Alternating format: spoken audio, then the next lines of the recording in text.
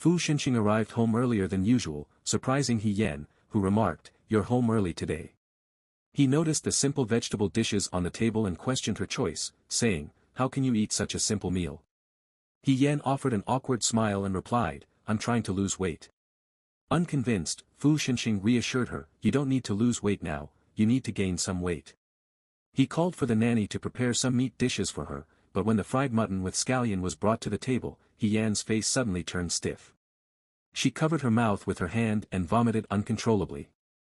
She explained that she couldn't stand the smell of mutton and hated it. Fu Xinqing, surprised by her reaction, urged her to try it, claiming it was good. He even brought the chopsticks to her mouth, but she couldn't hold back her vomit and rushed to the sink. Concerned, Fu Xinqing approached her with a water bottle and asked in an indifferent tone, "What's wrong?" He Yan wiped her face and responded with a deep voice, "It's okay. I had milk on an empty stomach this morning, and my stomach isn't feeling well." He looked at her and insisted, "Come on, I'll take you to the hospital."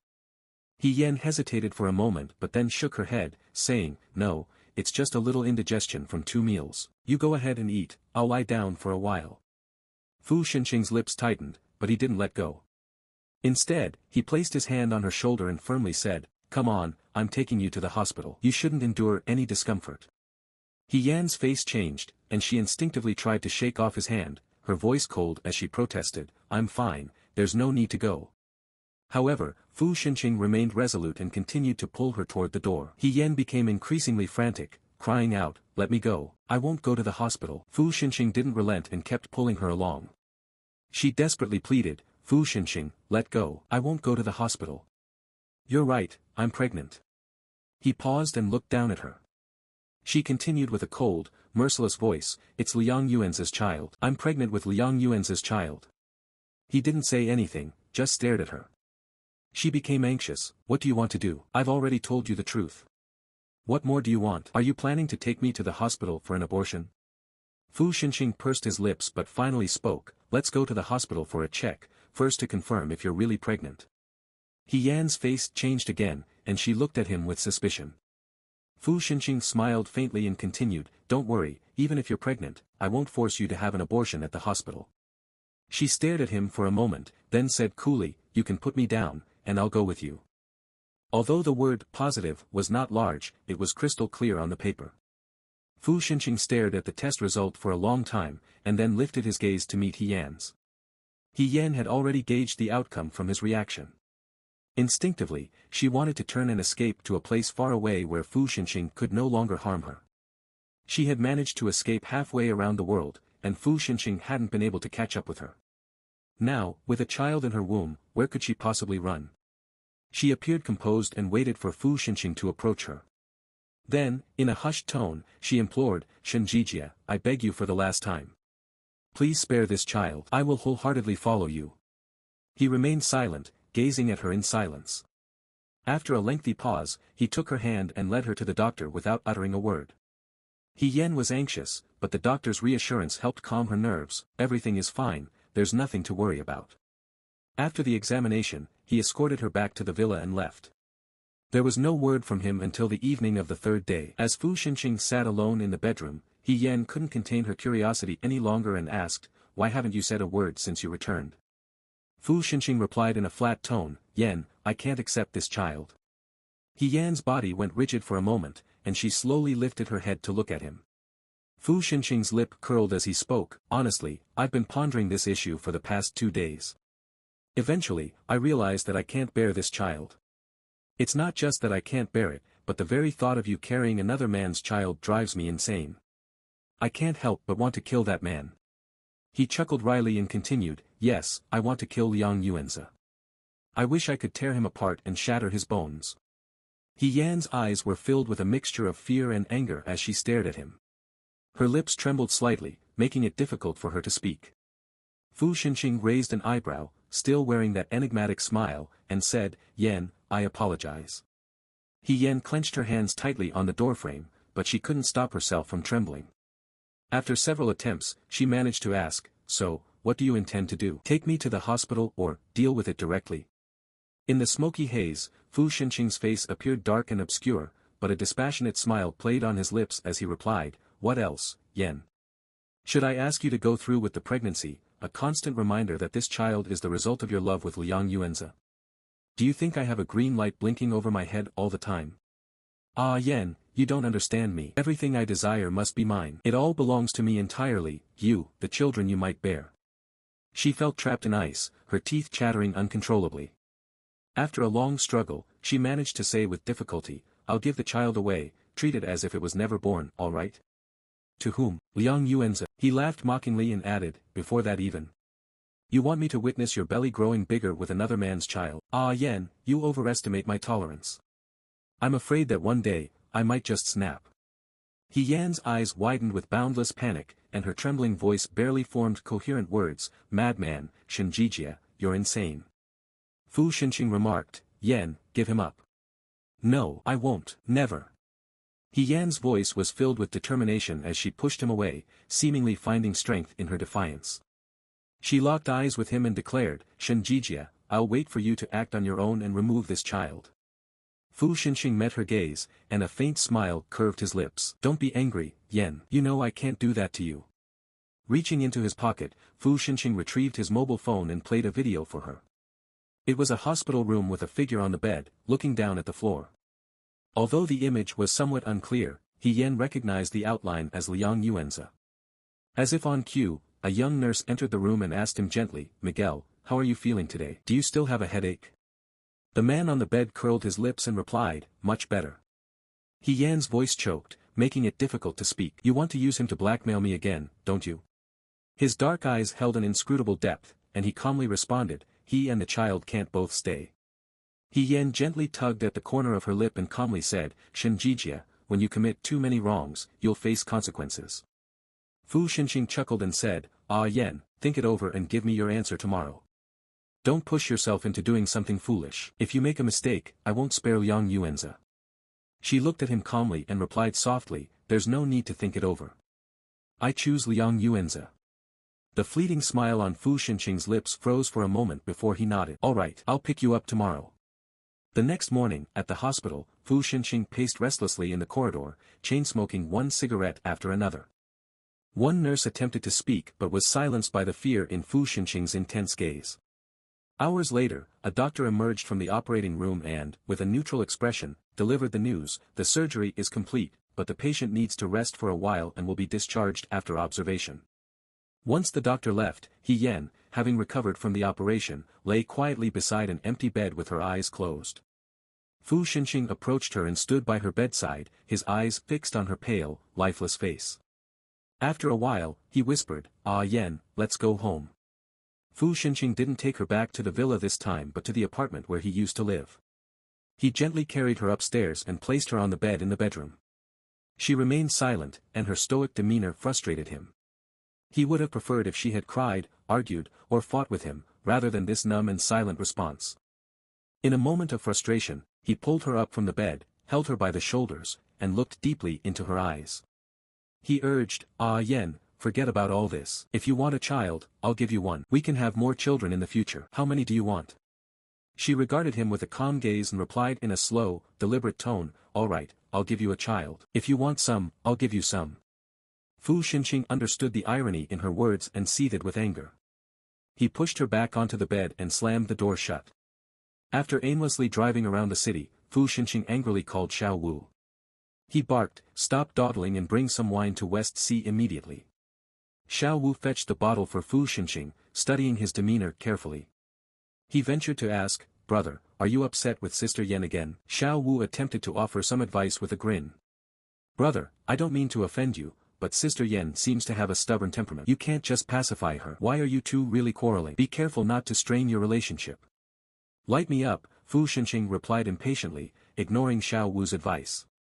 Xiao Wu quickly handed him a cigarette, and as Fu Xinqing took a drag, he inquired, when do you think women hate you the most? Xiao Wu, his smile fading, contemplated the question seriously. When they can't be satisfied. Seeing Fu Xinqing's displeased expression, he continued, brother, women are a complicated species. Whether they love or hate you, their feelings can change on a whim. If they love you, they might not show it. If they hate you, a few days of coaxing might gradually dissipate that hatred. Xiao Wu offered more advice, brother, go back early. If you've had a fight with Sister Yen, don't spend the night outside. Otherwise, you might find yourself in hot water. Fu Xinqing retorted, you've crossed the Yellow River. Despite his words, Fu Xinqing followed Xiao Wu's advice and returned home. When their car arrived, Xiao Wu noticed a shadow on the window glass. His expression changed abruptly, and without hesitation, he pushed Fu Xinqing aside just as a muffled gunshot rang out. A firearm had emerged from the co-driver's side window, firing several shots at Fu Xinqing before disappearing into the night. Taking cover behind a wall, Fu Xinqing saw that Xiao Wu had sustained a gunshot wound to his shoulder. Concerned, Fu Xinqing rushed over, but Xiao Wu reassured him, brother, don't worry. I'll get a dragon tattoo around the wound later. Security personnel rushed to the scene upon hearing the commotion, and Fu Xinqing urgently called for a doctor. While the bullet had only grazed Xiao Wu's shoulder, there was still blood, and it was a grim reminder of the danger they faced. As if sensing something, Fu Xinqing instinctively looked up towards the stairway and saw He Yan emerging from the bedroom.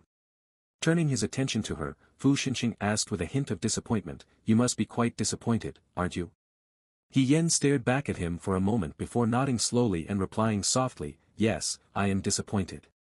But not as much as you are. Fu Xinqing uttered in a stifled tone, ah Yan, don't wish for my death so eagerly. She remained silent and motionless. After a while, she heard him continue, don't waste it like this, will you? You might think that you owe me something from a previous life, and you're trying to repay it in this one. Well, I'll repay you for everything I've done to you in this life.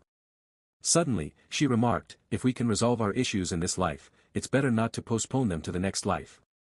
He gazed at her and replied, all right, in this life, I will make amends for what I've done to you, and I'll spend the rest of my life doing so. Please give me a chance to make things right. She gently moved his hand away and murmured, I am sleepy. The following day, while Fu Xinqing was smoking in the garden, Jiang informed him that they had found the car, but it turned out to be a stolen vehicle, and the culprits were still under investigation. Fu Xinqing sneered, saying, it's incredible. Unless there's an inside job, no one would believe it. Jiang said, but there's been no change in the young master. According to the people around him, he fell in love with a minor celebrity a few days ago. He's been busy pursuing women, neglecting even the company. Fu Xinqing didn't believe that Fu Suizhi was behind the recent incidents. First, he lacked the courage. Second, Fu Xinqing had compelled his cousin to make an oath never to harm him. Jiang also considered this point and asked Fu Xinqing, what's the schedule for next week? Fu Xinqing thought for a moment, then with a slight smirk, he casually replied, unchanged. When he returned to his apartment in the evening, he tossed a large file bag to He Yan and said with a grin, open it and take a look. He Yan calmly opened the file bag, examined the various documents and materials that confirmed her identity as He Yan, and then placed everything back inside, setting it aside. Fu Xinqing's patience wore thin, and he grew frustrated, asking, He Yan, how much longer are you planning to keep up this charade with me? He Yan's expression remained calm as she replied calmly, Fu Xinqing, I didn't intend to play games with you. I simply lacked the energy and motivation. I'm not seeking revenge or trying to please you. You're content with being a living dead, then, he sneered. The situation left him both resentful and powerless, to the point where he impulsively contemplated harming her, disregarding the consequences. She made no resistance, nor did she refuse. She let him vent his frustration. She remained indifferent, lying there in silence. After some time, he finally gave up, gazing resentfully at her for a moment before slamming his head forcefully into the sofa beside her head. He then stood up, stormed out of the room, and slammed the door shut. Several days passed, until one noon, he unexpectedly returned and instructed He Yan to pack her belongings and accompany him. They boarded a private plane bound for a city in Southeast Asia. Upon landing, several cars were waiting for them, each with individuals who appeared far from reputable. He Yan had known that the Fu family had its dark side, but she had never imagined a connection to these people in Southeast Asia. She was taken aback by the sight but didn't dare to approach. Fu Xinqing took a few steps forward and whispered, don't be afraid. Go to the house with Xiao Wu first. A man from the opposing group approached Fu Xinqing and greeted him with a smile, saying, the leader wanted to meet you in person, but there's an issue in the city causing a delay. Although He Yan maintained her composure, curiosity got the best of her. Fu Xinqing didn't seem to be a stranger to this place. She wondered about his identity and how he had his own residence here. Xiao Wu seemed to perceive He Yan's questions, hesitated briefly, then leaned in closer to her, speaking softly, Brother Xing has a prestigious ancestral background, and he was exiled here. After decades of effort, he gained significant influence. Later, when he reached his grandfather's generation, the Fu family was homesick, so they returned to Nanzhao. He Yan found this revelation quite surprising. On one hand, she hadn't expected the Fu family to amass such wealth in this place. On the other hand, she wasn't sure why Xiao Wu was voluntarily sharing this information with her. Xiao Wu, noticing He Yan's gaze, smiled and said, "Sister Yan, to be honest, I've always admired you. You're the smartest and toughest woman I've ever seen." In the garden, He Yan looked up at him again and inquired, "I've researched the Fu family before, and wasn't the Fu family based in Nanzhao? How did they end up back here?" "It's true that they lived in Nanzhao and were a prominent family," Xiao Wu replied, smiling as he took out a cigarette and lit it. He continued without hesitation, "But they weren't all virtuous. The Fu family was a mix of good and bad people, involved in various activities. Nanzhao used to be the Fu family's domain. Later, after several major changes, the Fu family's influence waned significantly. It was only when Master Fu returned with his wealth that they gradually regained their power, eventually becoming the rulers of the Fu family." Later, he paused as if intentionally, then continued, "The Fu family's business expanded rapidly, and over time, it began to overshadow everything here." He Yan was intrigued and asked, "How do you know so much about all of this?" Xiao Wu chuckled and responded, "Because I'm Brother Xing's confidant." He Yan arched an eyebrow and inquired further, "Then why are you sharing all of this with me?" Xiao Wu continued to smile, "Because, Sister Yan, you are Brother Xing's woman. If he's brought you here, it means he doesn't intend to let you go in this lifetime. Alive, you belong to him, dead, you'll be his sidekick." He Yan maintained her calm demeanor and simply remarked, "Is that so? And what's next?" Xiao Wu grinned and said, "And then, since you can't escape, you might as well live well. Besides, Brother Xing is spoiling you so much. What do you want? If you want his life, I'm afraid it's not difficult." "Do you think so?" He Yan's lips curled into a barely noticeable smile, and she responded, "You make it sound so exaggerated. At the very least, I want Fu Xinqing's life, but I doubt he'll give it to me. Taking his life isn't the way. You can't cut down a tree by removing its branches, you have to strike at the root," Xiao Wu remarked casually, maintaining his amused demeanor. He then added, "Sister Yan, you're a clever person. With enough effort, there's nothing you can't achieve." The conversation stopped as a servant woman approached, inviting them to dinner. Xiao Wu smiled, made a gesture indicating they should proceed, and said with a grin, "Let's go, Sister Yan. We can chat and eat. Honestly, I'm not very familiar with this place, and most of what I know is hearsay." He Yan's reaction was quick, and she replied, "Whether it's true or false, it's better than being in the dark. If it weren't for you, I wouldn't even know we'd arrived at the infamous dark forces." When they arrived at the dining table, the topic shifted to local customs and legends. Xiao Wu was an excellent storyteller and deliberately chose fascinating stories. He couldn't resist teasing He Yan, making her smile, and even the nearby servant couldn't help but chuckle.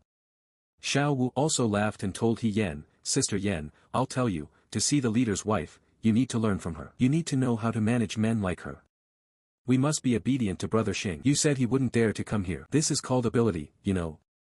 Before his words could fully sink in, Fu Xinqing entered from outside, catching the tail end of the conversation, and casually asked, "What ability?" Hearing the voice, Xiao Wu turned back, laughed, and addressed Fu Xinqing, saying, "I was just talking about the leader's wife. I wasn't misleading Sister Yan. Dan Yu is genuinely henpecked, right?" Seeing that Yan was no longer as cold and distant as before, Fu Xinqing felt a glimmer of happiness. He said, "Dan Yu and his wife have a very close relationship. His wife is from a prominent tribe here. She married Dan Yu, who was originally a poor boy, against her family's wishes. She vowed to never abandon him in this life." Xiao Wu couldn't help but bang the table and praised, "There are two kinds of people in the world, women willing to endure hardships with their men and men who protect their women and provide them with a comfortable life." Fu Xinqing, with an expressionless face, remarked, "Are you finished eating?" Xiao Wu immediately pushed his empty bowl aside, smiling, and said, "I finished a long time ago and am ready to go for a walk." Fu Xinqing sat down opposite Yan, gave her a quick glance, and asked in a low voice, "Are you used to the food here?" He Yan replied, "I'm not used to it." He didn't expect her to respond this way, and he added, "Wait for a few more days. Once we're done here, we'll leave." The next day, Fu Xinqing returned with the car but came to pick up He Yan to attend Danyue's dinner. He Yan was dressed in the local ethnic costumes. The dinner took place in a garden adorned with flowers.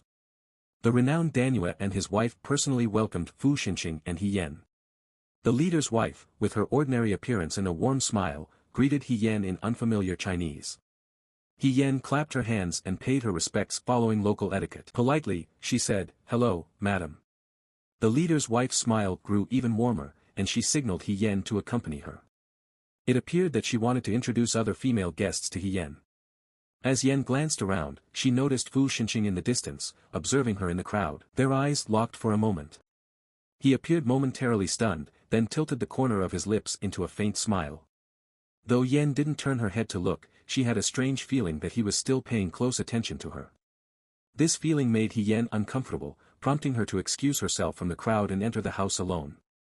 Leaning against the sink in front of her, she began to reflect on Xiao Wu's words from the previous day. His words had sparked new inspiration, causing her to rethink her approach. Until now, she had been trying to prove that Fu Xinqing was actually Shenjijia and bring him to justice. But she had neglected a crucial point: regardless of whether he was Fu Xinqing or Shenjijia, as long as she could find evidence of his unlawful activities, she could bring him to justice. She had been barking up the wrong tree for a long time, but Xiao Wu's words had awakened her to the fact that sometimes you needed to go for the root. Fu Xinqing's roots lay in the Fu family, and the Fu family's roots were here, in this seemingly idyllic place. He Yan didn't know much about this place, but she had heard some rumors. The wealth of the Fu family, whether in the past or now, wasn't entirely clean. But who was Xiao Wu, and why had he mentioned this to her? Was Fu Xinqing trying to test her, or was there some other hidden agenda? He Yan wasn't sure at the moment. She was lost in thought, contemplating these questions. She was so absorbed in her thoughts that she failed to notice the sound of gunfire outside. It wasn't until the sound of gunfire grew louder that she was jolted back to reality. He Yan was taken aback and instinctively moved to go outside to check the situation but hesitated when she reached for the door handle. Amid the gunfire and explosions, she could faintly hear someone calling her name with a tone of urgency and anxiety. As she ran into the main hall, she encountered Fu Xinqing rushing down from the third floor. He grabbed her by the arm and asked angrily, "Where were you?" He pulled her along as they ran downstairs, and she stumbled to keep up, asking, "Where are we going?" "To the bomb shelter," he replied coldly. "The other side has heavy weaponry." But before they could descend the stairs, another rocket struck the house.